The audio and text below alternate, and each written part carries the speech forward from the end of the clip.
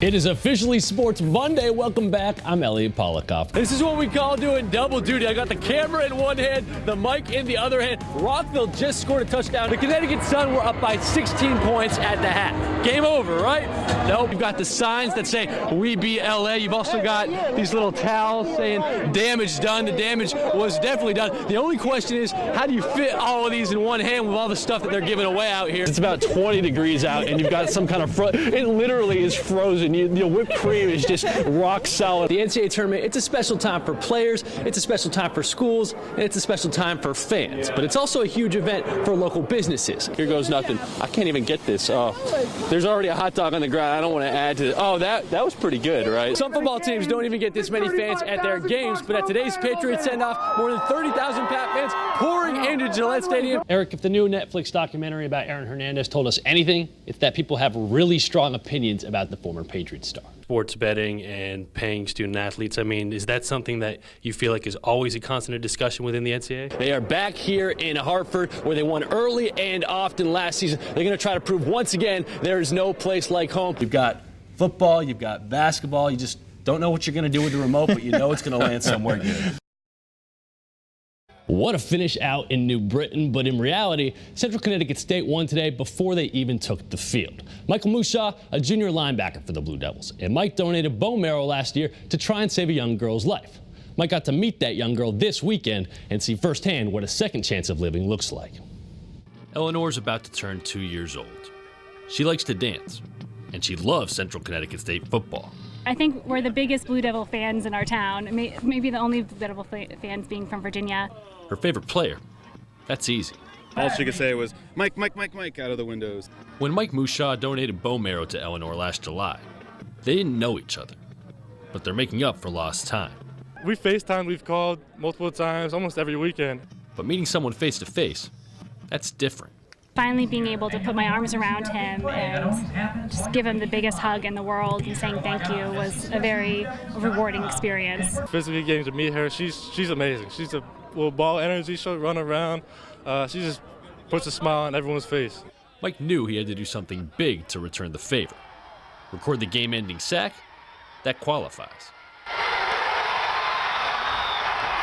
I was just pointing up there because that game was for her. You know, that whole game, the whole drive, that last stop, everything was for her. You know, she's an inspiration. She inspires me to take every day, you know, not take it for granted, you know, just keep going every day. After the game, some more one-on-one time before the two head their separate ways. Playing in front of them is probably been the best experience we've ever had on this field. She was a superstar this weekend. It's all about Eleanor. And for Eleanor, it's all about being like Mike. Eyewitness Sports with Elliott Polakoff. The last time the UConn football team beat an FBS opponent, Kyrie Irving had just played his third game as a Boston Celtic. So yeah, a win over UMass this afternoon, that'd be a pretty big deal. Doesn't matter that UMass is 1-6 and it's been pretty much just as bad as UConn. Early first quarter, Huskies on the move. Kevin Mensah takes the handoff, bounces to the outside, and Mensah is in for the 17-yard score. 7-0, UConn strikes first. Early second quarter, tied at 14. Huskies again go to the ground. Art Tompkins, the transfer from Toledo, not big, but he's shifty. 25 yards to pay dirt. UConn up 21-14. And if it keeps working, you might as well keep doing it. This time, it's Mensah on the ground from 5 yards out. Huskies up 28-14 without even needing to throw the football. But eventually, you're going to have to throw the football. And Jack Zergiotis drops an absolute dime to Cam Ross. Pitch and catch, 35-14 after that 57-yard score. And the route is officially on in Amherst, right?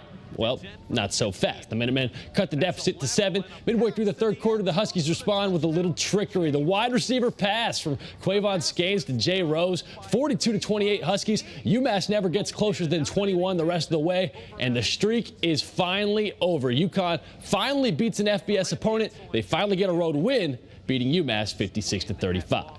Congrats to the Huskies on breaking that FBS losing streak and remaining bowl eligible, even if the likelihood of that happening isn't very high. I'll tell you what wouldn't be much of a surprise, though. The Central Connecticut State Blue Devils winning the NEC this year.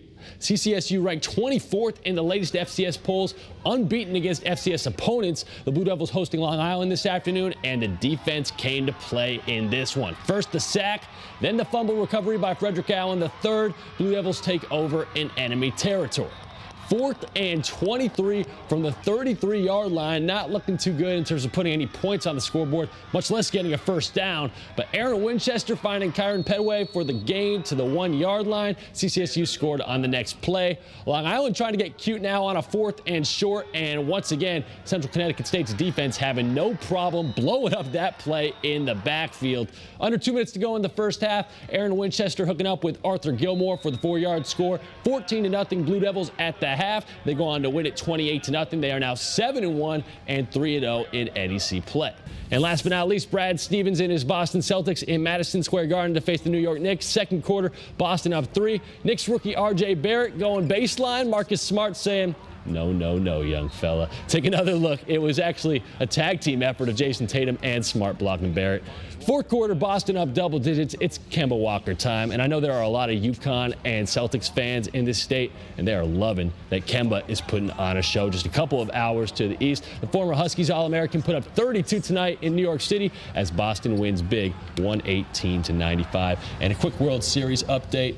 The Houston Astros are up big, 8-1 over the Washington Nationals, so it's looking like that series is going to be tied at 2 games apiece. All right, very good, Elliott.